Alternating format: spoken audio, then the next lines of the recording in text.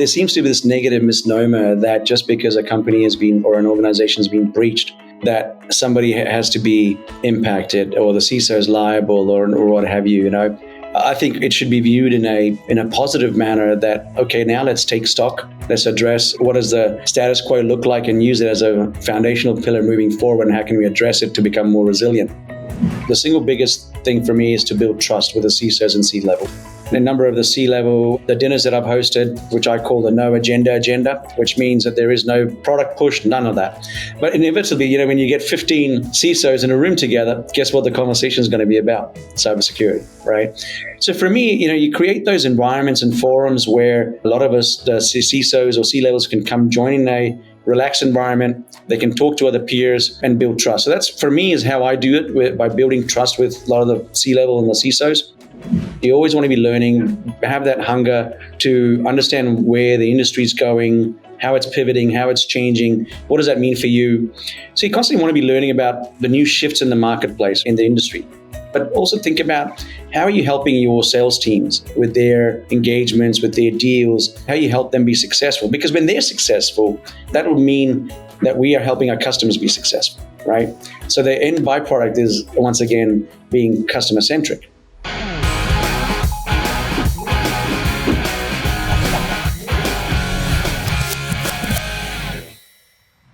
Today, I'm here with Satyen Desai, VP of Sales for Asia Pacific at ColorTokens. Satyen has been a phenomenal sales leader. He has a track record of delivering outstanding results, including accelerating new markets and building world-class high-performing teams. Having led business and teams across many geographies in APJ, that's Asia Pacific and Japan, at large organizations like IBM, SAP, Cisco, Oracle, and Cloudflare. Now he's again solving problems through technology, this time helping organizations be breach ready to protect enterprises through micro-segmentation. Thanks, Satyen, for coming on our podcast.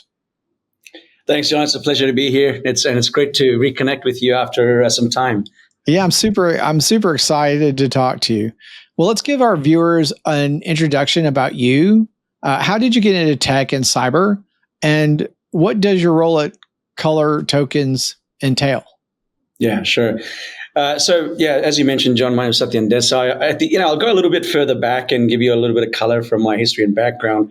At the age of 4, I was actually born in India, in Gujarat state. And at the age of 4, we moved to Bahrain, the Middle East. Spent about 8-9 years there, and then we moved to New Zealand. New Zealand's where I did my year 9, 10, 11, 12 high school years. And then I went to Massey University, graduating from a Bachelor of Information Engineering with honors. And that's where I first sort of really started to get into tech and technology, and having gotten involved in some of those courses. When I graduated, I had an offer from IBM to do my master's.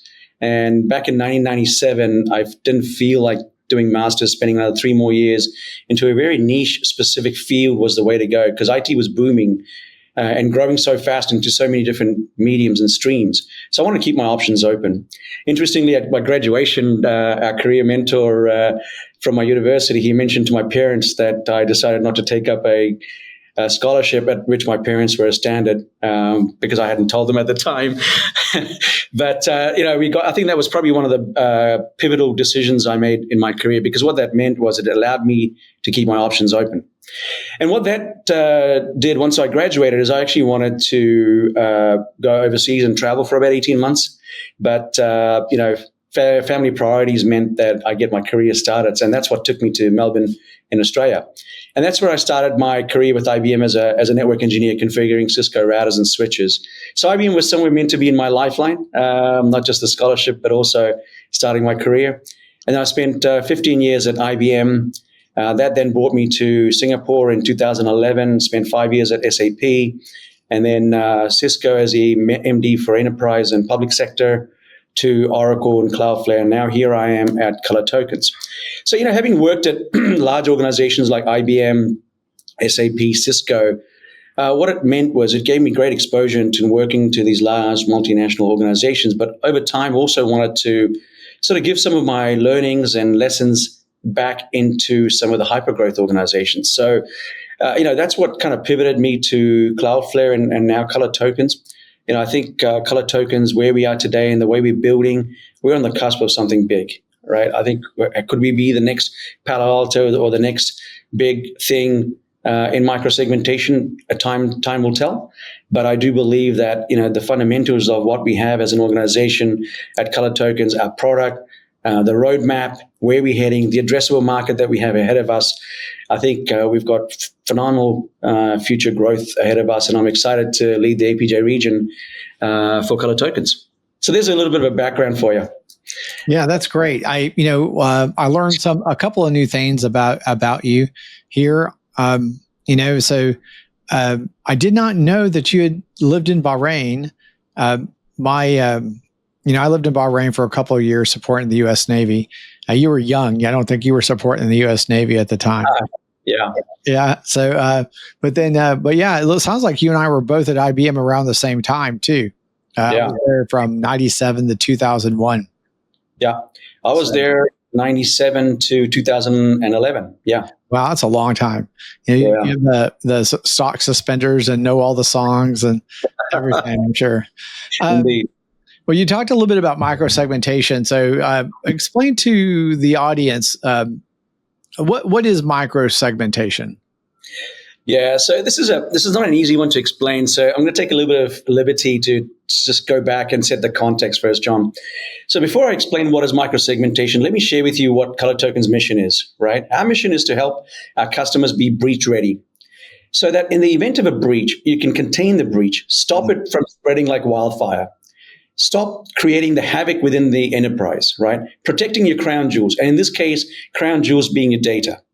Doing all of this while keeping the lights on.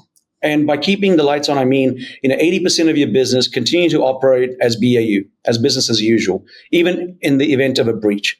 And typically, what happens in most organizations is when there's a breach, the company shuts down, right? Lights off, and they all go into panic mode, trying to recover. And that's the biggest effort needed.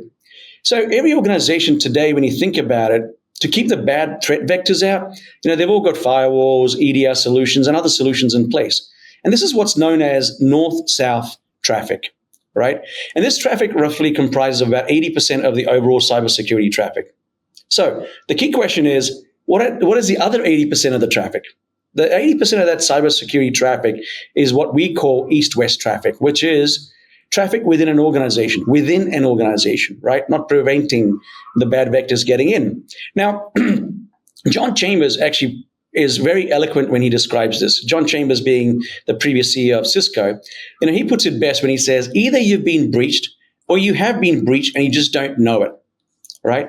So in that case, it's all well and good to keep the bad vectors out, but what about when the bad vectors are already in your environment, in your organization, watching, observing, monitoring your behavior and waiting for the right time to penetrate, to exfiltrate your crown jewels, your data? So now, coming back to your question is, how do we help our customers be breach ready, is what is known as micro-segmentation. So micro-segmentation is a methodology or a cybersecurity technique of how we can achieve a lot of what I described earlier. So essentially, it involves dividing or segregating your network or your environment into smaller segments, hence microsegments, to isolate workloads, reduce the attack surface, and reduce or minimize the blast radii. And I use the word radii in plural, right? So essentially, ColorTokens offers a solution beyond traditional methods, providing breach readiness by halting the ransomware, the malware, before they wreak havoc, stop the lateral movement. It ensures comprehensive protection across all your assets, whether it's IT, IoT, OT, in your data center, in the cloud, in containers, and eliminating any weak points in defense. So that essentially is what micro-segmentation is about. And here's a final nail that I think really clinches it. When a lot of customers talk about zero trust architecture, so they often talk about NIST 800-207, which is a National Institute of Standards and Technology. And that defines three foundational pillars for zero trust, which are identity governance, micro-segmentation, and software-defined perimeter. So micro-segmentation, therefore, is a foundational pillar to zero trust architecture. Now, I know this was a little bit of a long-winded sort of response to your question, but I think it's important to understand and set the context of the business problem that we're trying to solve for our customers. Yeah, that's good. Thank you for explaining. one of the things that you mentioned was about companies and how they react to a breach, right? And I think there's two kind of problems that happen there. One is exactly like you said. Some companies don't take it well. I'll put it at that. They don't take it well. And we even have memes for it where we have the in case of breach, pull all these wires, and you have a picture of the network, and they're just like disconnect everything, right? And I've actually been in companies, not while I was there, right? But like just before I got to this one company, that they had a breach, and they shut down the company for like 3 days, right? Yeah. And they just disconnected everything, disconnected from the internet. They didn't know where anything was. And, and it was incredibly impactful to their business, right? Now they can't communicate with the customers. They can't communicate with the vendors, nothing's working, procurement, legal, everything's come to a complete, standstill. And while they try to figure it out, right? And I think that's one very extreme, but again, I have direct evidence of seeing that happen. Now, I mean, it's definitely not the approach that I've taken.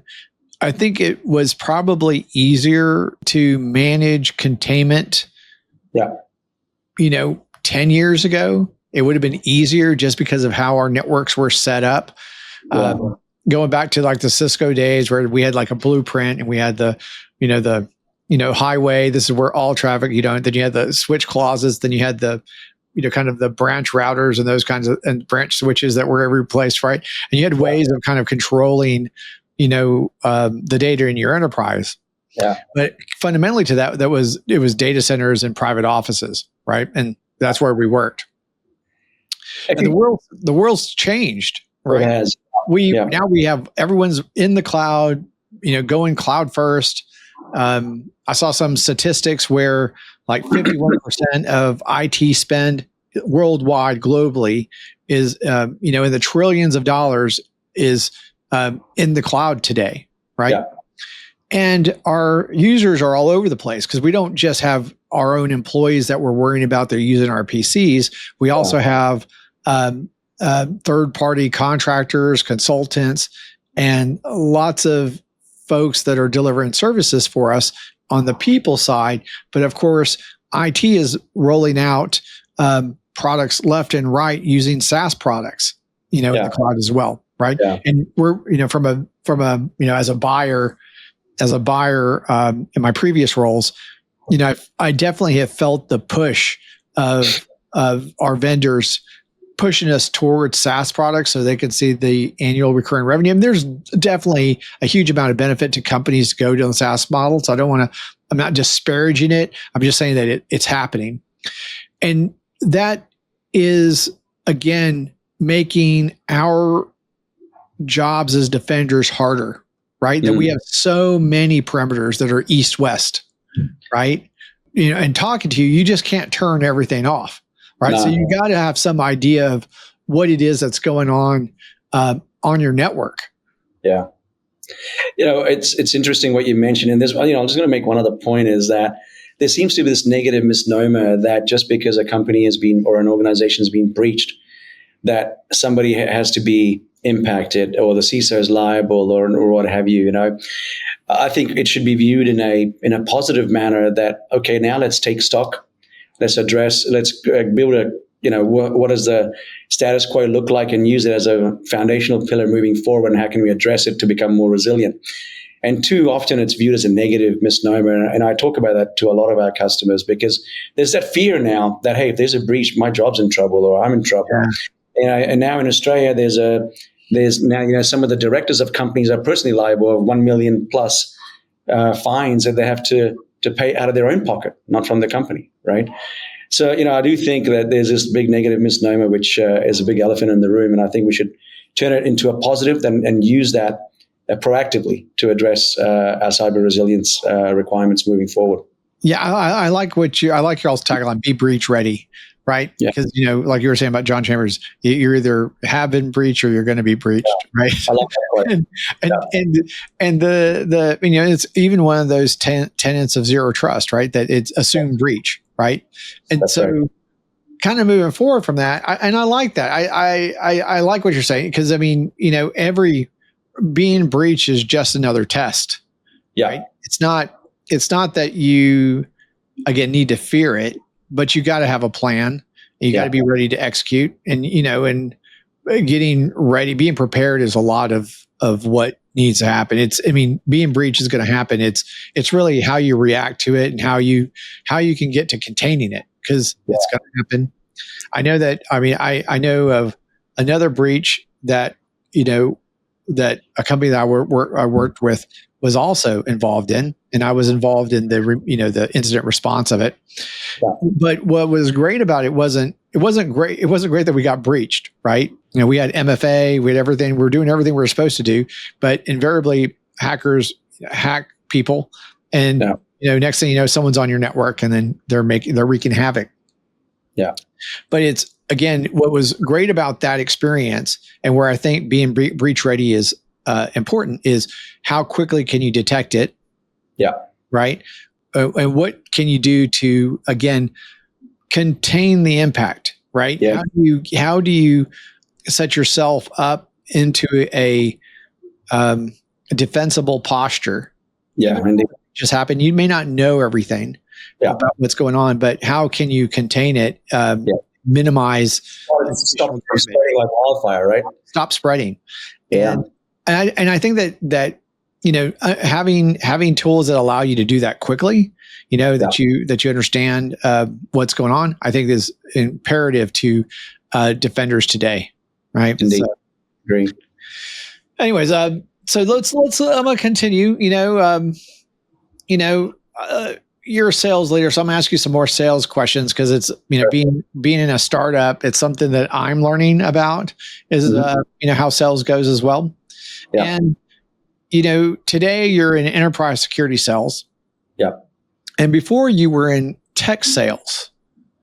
Just looking at it from the outside, I'm trying to think, is there a difference here? So is there a difference here between enterprise security sales and tech sales? Yeah, there is. Like enterprise security sales differ significantly to traditional tech sales, like in IBM or in the early 2000s, which is where I started my sales career. Enterprise security sales, like at ColorTokens, focuses on critical specialized products that we have. We only have one line of product and one problem that we look to solve for our customers, not a big, broad range of solutions like hardware, software, like IBM has. And these that mitigate these immediate risks like cyber attacks. So these sales often leverage a sense of urgency because a customer may have been breached or they've experienced a breach. So that's one of the reasons that's causing this urgency.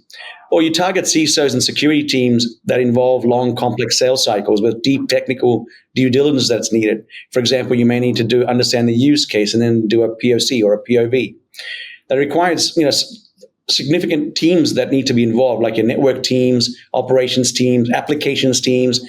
And you got to bring all these stakeholders onto the table all at the same time while engaging with on a use case that you want to solve. And these sales cycles can take up to 2 to 4 quarters, sometimes even longer in large enterprises, right? And they're the hardest type to maneuver and takes a long time. And in contrast, when you're working at great tech sales companies like an IBM or at others, they offer a broad portfolio from hardware, software, technical consulting sales or consulting services like ERP implementations, etc., which is aimed at improving efficiency, fostering innovation, which is all very important. But they engage in a wider range of decision makers. You'll have to involve your CEO, CFO in many cases as well. The sales cycle is different. They prioritize ROI, TCO. So that numbers game becomes much, much stronger. Whereas the core difference lies in the product's criticality, the specialized customer base, the depth of the technical expertise that's needed to, for a security sales, and more often operational focused of general tech sales, So in summary, both involves selling technologies to enterprises, but security sales more characterized by a greater sort of emphasis on risk, compliance, breach. What are you going to do in the event of a breach, which is very specific, and therefore involving many stakeholders. Whereas general tech sales is, while it's still complex, tends to focus more on digital transformation, operational efficiencies, innovation, strategic outsourcing back in the early 2000s that we would all recall from IBM, and broader business transformation. So I think they're quite unique and different, with a different sales motion and a different sales cycle as well. It's a interesting. You're bringing back some memories. I was a commission consultant at IBM, and I would go with the principals out to meet clients, and my job was to handle technical objections. And then once we had something, I wrote a contract and got, it was services, all services. I was all services, right? Yeah. But when you bring up a good point about enterprise sales and being at a company like IBM. When I was at IBM Global Services, what was interesting is that we had this thing called Blue Pages, and I'm sure you remember Blue Pages. Absolutely, used to love it. I love Blue Pages, and it's one of those things that I always think, oh, everyone has this. They don't. Just to tell people what Blue Pages is it was like a directory inside of the company that had contact information for everyone at IBM. I think there was like 400,000 people. 400,000 employees. The number of people I thought at the time. And as a consultant doing work, I could just go to Blue Pages, find a resource like some guy with a PhD in whatever kind of technology, and I could just bring him to my contracts, and just add them. And if we had a gap in capabilities on the customer side, we could just bring those resources to bear to kind of move things along, right? And it was that depth of the bench, I would say, that made it I guess fun, one, and two, made me feel like we were getting stuff done, right? I mean, it was a lot of very execution focused and whatnot. But I had incredible amount of resources that were available to me, from software, services, hardware, whatever I needed, I could go grab. Completely different from being at a product company that has one product, right? Yeah. We're delivering into a capability. There's a whole lot of other things going on that we may or may not be privy to. But so it is different for sure. And then on the other side, it's also different from the cyber perspective, from the CISO perspective. Yeah. Because the CISO kind of has the same kind of problem. The CISO has a problem, right? Where he actually has a whole lot of technologies and capabilities that he has to worry about, little crown jewels all over the place that we're trying to defend, and a bunch of different tech stacks, lots of different organizations and groups, varying levels of capability with respect to technology and business sense, et cetera. And we're trying to manage all that. And it's difficult because we have to manage like all the technology, right? Whereas a lot of business leaders are focused on, their particular line of business or the capabilities around their line of business, and a smaller group of IT people to do it. It's different. It's almost like somewhat of a mismatch, right? It's a tough role as well, right? Because some of these teams don't report to the CISO. Oh, like absolutely. An operations team, right? Yeah, so it's a total influence game, right? Yeah. Very interesting. I think that, just kind of going into it, a lot of CISOs and tech professionals don't really like being sold to, and I think a lot of it has to do with just the scope of the problem, right? That they're having. What are your thoughts on that, and how do you overcome the mental barrier against prospects? I mean, cyber people in particular, they're like all closed, tight. They don't want to divulge anything. They're very secretive. How do you get through the mental barrier with your prospects? I'm a sales leader, so at the end of the day, I have to sell, right? I mean, as at my core. But you're right. I mean, a lot of C-level and CISOs don't like to be sold to. And I think the way I like to operate is the single biggest thing for me is to build trust with the CISOs and C-level. In a number of the C-level, the dinners that I've hosted, I have a dinner that I host, which I call the no agenda, which means that there is no ColorTokens banners, no ColorTokens speak, no product push, none of that. But inevitably, when you get 15 CISOs in a room together, guess what the conversation is going to be about? Cybersecurity, right? So for me, you create those environments and forums where A lot of us, the CISOs or C-levels, can come join in a relaxed environment. They can talk to other peers and build trust. So that's, for me, is how I do it, by building trust with a lot of the C-level and the CISOs. And then when you operate with integrity and having a trusted relationship, that to me is of paramount importance, right? And that's what's going to hold the test of time. And in today's age, people buy from people, and from people whom they know and trust, that they will deliver on the promise. They're going to ensure your project is going to be successful. Help them with adoption of the technology, right? And I think that point's very key. The impact of adoption of the tech, having sold the technology is one thing, but then making sure that the customers on that journey, have we helped them adopt the tech? Have we implemented all the functions, the features, and delivered on the benefits that we promised them during the pre-sale cycle, right? Have we done the documentation, the handover? These are all important, small things, but very important. Many CISOs in almost all countries, need to present to their board on their compliance, how they're compliant today, and how are they providing, what are the requirements for compliance, and have they delivered to that? And the board or the senior leadership team want to know, do they have a strong cyber resilience program in place? And most CISOs and C-levels will look to some of us, vendors like us, whom they know and trust, and will want to ensure that we have strong measures in place to be able to deliver that. And then thirdly, I think this is debatable, right, is ROI. When it comes to cybersecurity, there necessarily isn't a ROI play. It is a cost spend, whether it's OPEX or CAPEX, how you define it, but it's a spend, right? But how do we help reduce the cost of doing business more viably, or giving our customers a maximum opportunity to protect themselves from bad threat vectors? Because as a breach has so much negative impact, such as disruption, financial harm, damage to the brand, damage to your individual brand, damage to the company, all these things add up. So the question is, how are we building trusted relationships? Because that's what's going to last the test of time. And, for example, if a breach happens, as I mentioned earlier, some of the directors are personally liable for $1 million plus out of their own pocket, not from the company. And these laws are in place today in Australia, for example, Hong Kong, and I'm sure many other countries will adopt some of these guidelines and penalties and requirements. So I think we're working in an environment where I think trust, we use the word zero trust very loosely, but, building trust with our CISOs and C-levels becomes very important. And I think a lot of these CISOs, and John, including yourself, we've become friends over time as we've built those relationships. And I think that's super important to me. I appreciate that. I mean, I remember having dinner with you and meeting a bunch of other CISOs. Some of them I knew, and I met new ones at the dinners. And like you said, invariably we're going to talk about cyber stuff and problems that we're having and how we're solving them. And I think Singapore has a very special community of CISOs. It's one of the things that I do miss about Singapore is the CISO community, because we got together.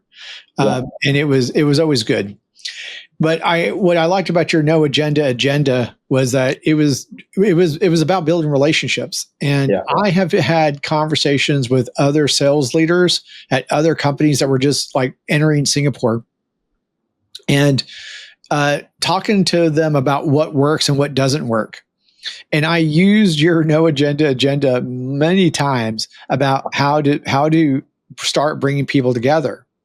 Because as a CISO, you're not going to do anything by yourself. You have your own team internally. But one of the things that I always have said is that we're always one team, right? And you talk to my folks that worked for me in the past. I always say we're one team. It doesn't matter if you're an employee or a contractor or a vendor. We're in this together. We're here to solve the company's problems, and it doesn't really matter to me what color your hat is. Right? Yeah. It's what matters to me is that we're having results. And as a result of that, you do have to make relationships with vendors. You got to build relationships with vendors. And I want to work with people that I trust, right? Indeed. Because nothing goes the way that you plan it to go. You could have the best intentions on the sales side, but on my side, things slow down. Projects get stuck. or technical issues happen that need to be addressed, right? And it's really important, not to lose your hair and go gray because you're working with a vendor that you have no relationship with, right? That they don't know me and I don't know them, and it becomes very contentious very quick. But the vendors that I've done the most work with have been the ones that I've built relationships with, people that I can call or write on LinkedIn with, like you, Satyen, and then, you're going to be there for me, right? Yeah. I know you're going to be there for me, right? And if you need something from me, I know I'll be there for you as well. But having those relationships, I think, is incredibly, freeing from a stress perspective, and I know I don't like being sold to, and I don't like getting random emails that are, asking me about, do I have this problem, whether it's on LinkedIn or email. Just so people know, the best thing for you to do is find someone that knows me and that have an introduction made, and then get on my EA's calendar, right? Talk to my EA, because my EA is the one that's actually making sure that I get to wherever I need to go. But, and I'm sure that's true with a lot of CISOs as well. But I totally appreciated that, your approach to building relationships. And there's other, you do that. And, but I think it is about building relationships.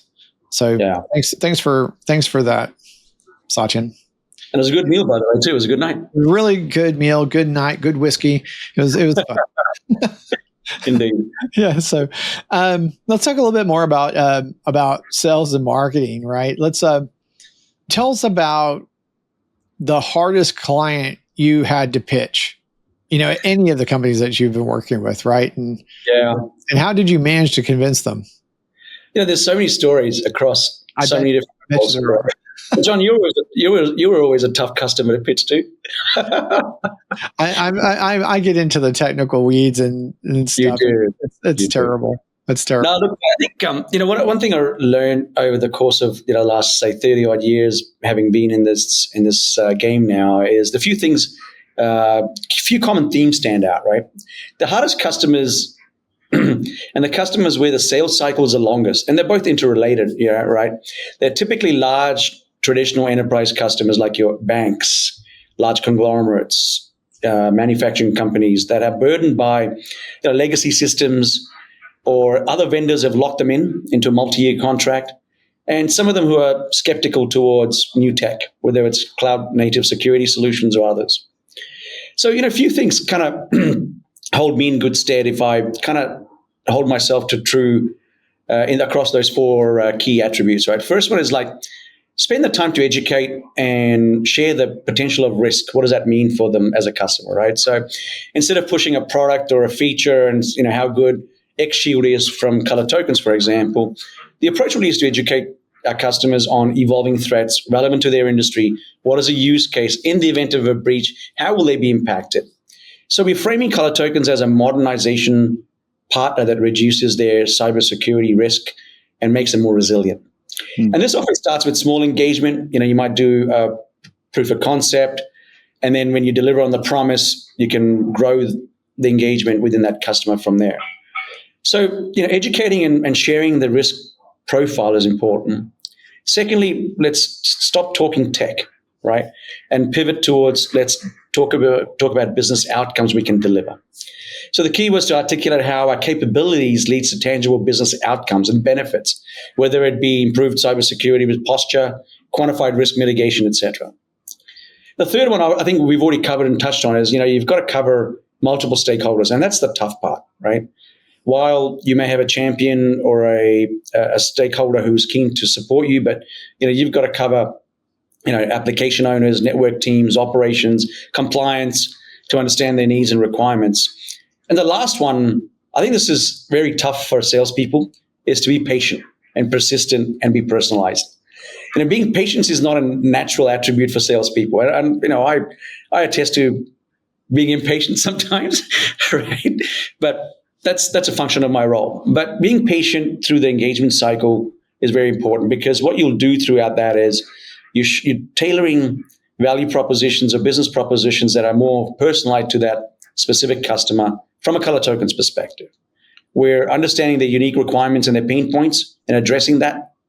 And not just, ultimately what we're doing is guiding our customers through a security transformation journey, and rather than just selling a product. So I think, if you do those 3 or 4 things and do them well, I think, you'll go a long way in being a vendor that your customers want to engage with and work with. That's kind of how I think about it. Because, there's so many scars and war stories we could talk about across different roles. But I think some of these things hold true. And if we do them well, it'll go a long way. Well, and I think that kind of goes along with your approach on around building relationships too. What I think is interesting is that a lot of times salespeople think that there's a panacea, right? That there's just you buy my product and it's done. And I think that especially in large enterprises, you're dealing with decades of technical debt, multiple different architectures, lots of different technology stacks, many different stakeholders. And the idea that you're going to just figure all that out at one time, right? And you're going to have a short 1-month sales cycle or something like that, I think is damaging on both sides, right? Yeah. Because you may have a product that's great for that customer, but if they never get to the point where they understand your product, how it fits into their own environment, then, they lost and you lost. Yeah. And it takes time to get a good understanding of the pressures, because it's not always technology pressures. Sometimes it's politics. It could be budgets. There's lots of other factors. There's, competing priorities in the organization. And it may not be that someone doesn't want to work with you. It may be just that right now they have 3 or 4 other priorities that they've got to address. Right. Well, yeah. And it's always resource constraints, right? And it doesn't matter how many people you have. It's somehow, as a CISO, you figure out how to give them all too much work, right? That's just what happens. But yeah, so we're often constrained by what it is that we need to get done with the business, and how many resources we have to do it, and there's a capacity constraint there. So, but again, I think the fundamental thing for me is that get to know the customer, get to understand their environment, make sure you understand how you fit into their ecosystem, build relationships with other people in the organization, because as a CISO, I'm not the one that's going to be implementing your micro-segmentation solution. It's actually going to be going to a different team that I need to work with. And we both, me and you both need to work with them to build trust that everything's going to be okay. Right. Because the first thing that happens when things aren't okay is they rip out the product and I don't get it deployed and I don't get my security posture increased. And, we're on a bad path again, especially on the networking side. People love to rip out firewalls and open up firewalls and do just anything that's going to not secure it. The business wants they want their applications to work. So I think that's good advice. Having worked across many different types of companies, whether they're enterprise software or cloud services or cybersecurity in a lot of different territories, when you're entering a new market, what are the first 3 things that you look for to understand where opportunities are? This is a really good question and a tough question. And initially, I need to think back to, when I joined ColorTokens about 15 months ago, I took a phased approach to my leadership team. And what I mean by that is, I built out a plan that says, we're going to focus. So phase 1 is going to include these countries, which essentially were India, Australia, Singapore, or ASEAN countries. And because, mainly because, Australia being a mature country, more adaptive to new tech, it made sense to go there. India was where the product development is happening, and there's a lot of our teams based out of Bangalore. Obviously made sense to go to India, which is one of the biggest addressable markets. Of course, very price sensitive, but that's something you have to manage. And then ASEAN, with Singapore being the hub or the center of ASEAN, or even an APJ, it gives you a lot of great logos that we can work with. So I kind of had to, phase my approach. I wasn't one to say, hey, to our leadership team, give me 40, 50 headcounts. I'm going to put them in these countries, in these roles, and off I go. So I think that's a classic way to fail and not, kill a culture. And, within a short period of time, 6-9 months, you're going to be letting some of these people go and so on. So I think it's a classic way of failing, right? So, I was thinking about how do we enter some of these markets in a phased approach. And I think 3 things kind of come to mind. One is understanding the regulatory landscape and compliance requirements, right? To understand what's legally possible, mandated. If you're in a bank, what are the banking requirements? So in India, what is RBI, which is the Reserve Bank of India? What are the compliance requirements they've imparted on banks that they have to comply to? Many organizations today, countries have prioritized critical infrastructure companies, such as energy, water, transportation, financial service, health, right? All of these organizations have strong compliance requirements. And what are they and how can we comply to that? Or can we help them strengthen that compliance requirement that we can provide?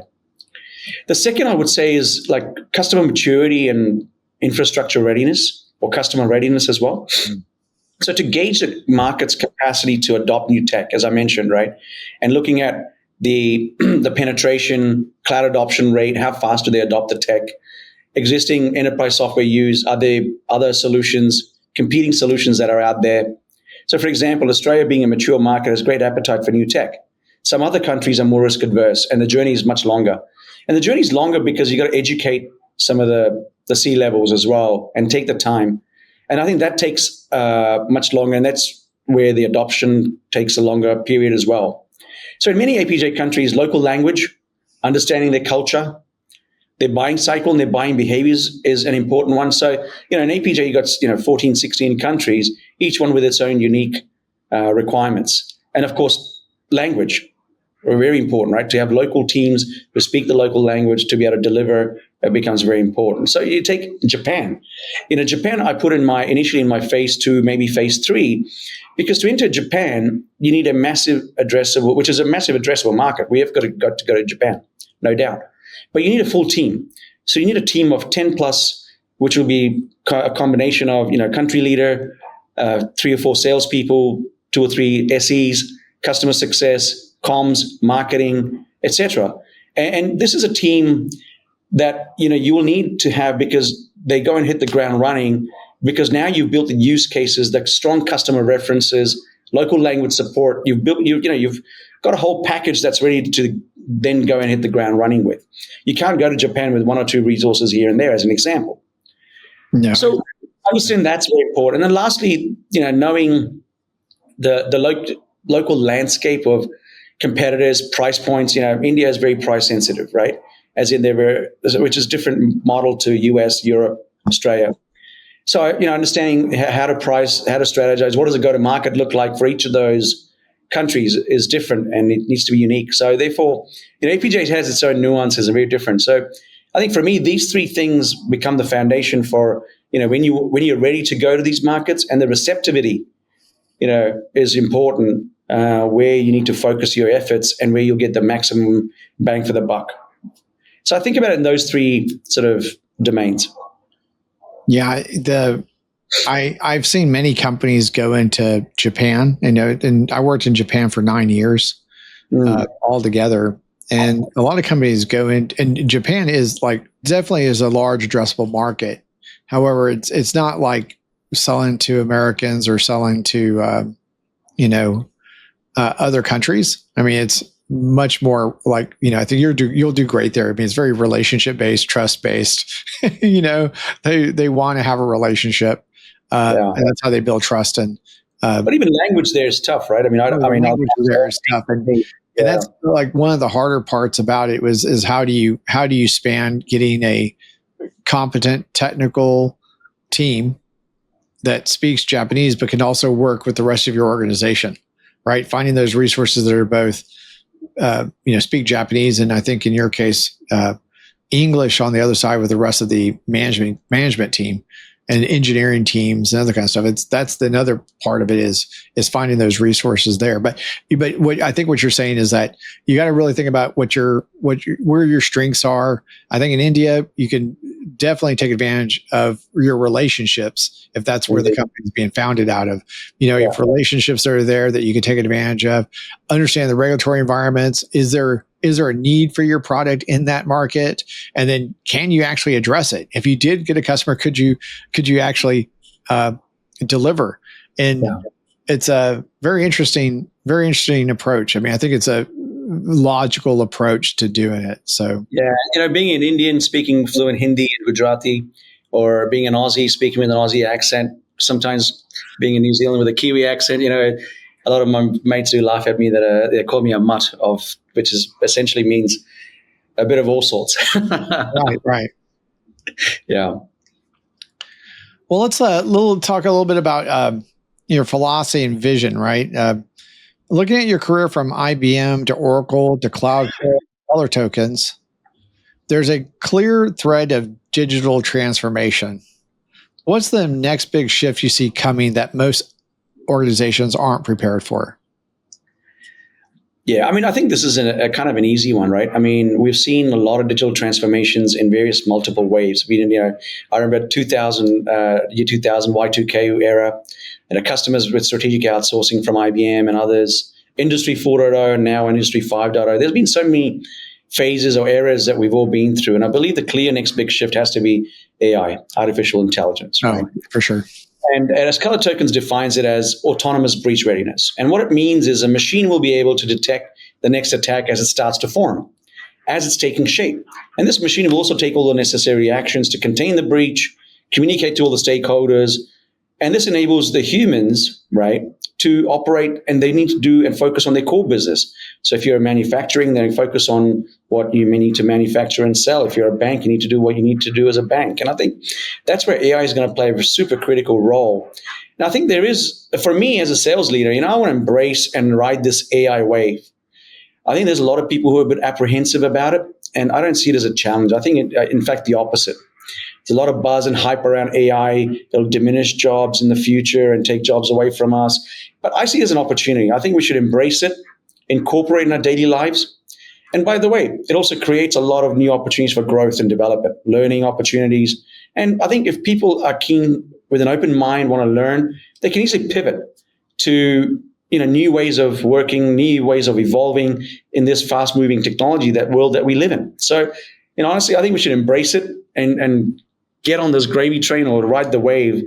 It'll only hold us in better stead for the future. Early on, I was amazed by how Gen AI made some of the activities that I was doing as a CISO easier. And what I've seen is that there are a lot of companies that are afraid to embrace it. A lot of people that are afraid to embrace it. And they tend to have excuses like, well, what if it hallucinates? Or what if this happens? What if that happens? And, a lot of the times it's a lot of the times I feel like we deal with that every day when we talk to humans, right? It's like every day we have to apply some critical thinking to what someone's telling me, right? And does this make sense? And, my brain's always thinking about what happens when I'm talking to a person. But for some reason, people believe that all because AI told you something, that therefore it must be true. And I don't know, why we have such a high bar for Gen AI, but we on the people side, we have ways of making those things work, right? Yeah. And it's like we can apply some of those capabilities that we do, like processes and checks and balances and things that we have to do to get through processes. We can encode those in our systems and allow Gen AI to do what it does best. Let AI do what it does best. Machine learning and other statistical models help us get stuff done and kind of bring all this stuff together. But we should be embracing it. I've been very much a proponent of embracing AI. Now, as a CISO, of course, I want everything to be safer, but I don't need everything to be completely safe. And I just turn it all off, right? There's got to be no risk, no reward. And I think there's an amazing amount of productivity improvements that we'll see because of Gen AI in the future. So great point there. A couple more questions, right? So you've been in leadership roles during some massive industry changes, cloud adoption, digital transformation, remote work, COVID stuff that was going on. Now we're in the middle of another one, this AI, AI for the masses kind of industry change. What advice would you give to emerging leaders who want to build the kind of track record you have? I think a lot of this comes back to the scars you have, from the lessons learned from all your roles that you've had in the past. But you've got to kind of crystallize them and kind of bring it together to a certain extent. And, I kind of think about it in three things. One is you want to be continuously learning, right? You always want to be learning, have that hunger to understand where the industry is going, how it's pivoting, how it's changing. What does that mean for you? So you constantly want to be learning about the new shifts in the marketplace, right? Or in the industry. Second is, focus on the broader business impact. So, shift your mindset from the task that you have. We all have a to-do list, right? So yes, there are important things to get done, but also think about how are you helping your sales teams with their engagements, with their deals. How are you helping them, unblock a barrier that may have come up in their engagement? How do you help them be successful? Because when they're successful, that will mean that we are helping our customers be successful, right? So the end byproduct is, once again, being customer centric. And then lastly is building an authentic culture in your network and your leadership and your personal leadership brand, right? So in essence, what I mean by that is building a strong track record in dynamic industries like tech means, you obviously want to be learning, solving problems, whether it's with your team or with your customers, but also building your own authentic leadership presence. And it's unique to yourself, right? It can't just be somebody else's, copy and paste, etc. It's about you being an architect of change and not just being a passenger. Build your own personal brand that is authentically you, right? And I think that those couple of key things are quite important, and that's what I would pass on to the future leaders. And there's a lot of folks that I do mentor as well, and these are sort of the common topics we talk about as part of their growth and development. I definitely think one of the advantages of being in cybersecurity, if you love, I love technology and I love cybersecurity. One of the advantages for me is that it does keep me engaged in change, right? Yeah. I love learning about new technologies. Some I think are better than others. I have my own opinions about things, of course, but I do get to see so many new things happen. Right. And, it's in the industry's changed so much since I got involved. I got involved in the 80s and it's changed so much over the course of the last, 30 years or so in my professional career. And I've loved it. I love keeping on top of all of those things. But it does require you to have continuous learning, in your DNA so that, you can, one, you're going to see emerging tech and you're going to see emerging business problems. And the more the more you're able to, apply what you've learned to whatever challenges that are happening in your environment. So I think continuous learning is definitely one of those things that I would take away from what you were saying. Yeah. And if you were building your team from scratch again, and I think you kind of already answered this, what's one quality aside from the usual suspects like EQ or communication skills that you look out for? Yeah, look, for me, I kind of look at someone who has strong resilience about themselves, right? And they've been through some scars, as I keep referring to, or had success and some not so success, the scars they've had, the lessons they've learned. So that means that someone who is persistent, who doesn't give up, who's open to learning from mistakes, they ask for help when they need it. I think that's an important one where, you're never alone. And I've always had this saying that no salesperson has ever closed a deal by themselves. There's always an army, right? There it's SE teams, customer success, finance, legal, ops, etc. So, pulling people together. And, that blend ensures a team that not only works together, but also constantly evolves and solves problems together. And I think that sort of also goes towards having the type of culture you want within your organization as well. So I would kind of define it as someone who's got strong resilience about themselves, as a type of person I look for.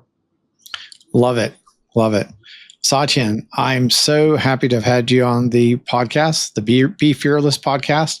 Thanks for sharing your sales leadership. Thanks, John. I enjoy this opportunity to share my experiences. I never kind of crystallized it in some of the questions or the formats that you had. So it really kind of made me think about a lot of things, as I kind of mentioned as well. I kind of made a note for myself that I want to go back and put my thinking hat on. So it's kind of triggered some thoughts for me as well. So, these days we get so busy and you're traveling so much that unless you put a market checker process in place for yourself, time just passes you by. So thank you, John, for having me on your podcast. Thoroughly enjoyed it, and look forward to catching up with you again real soon. Thanks, Satyen. Bye. Thanks. Take care. Bye-bye.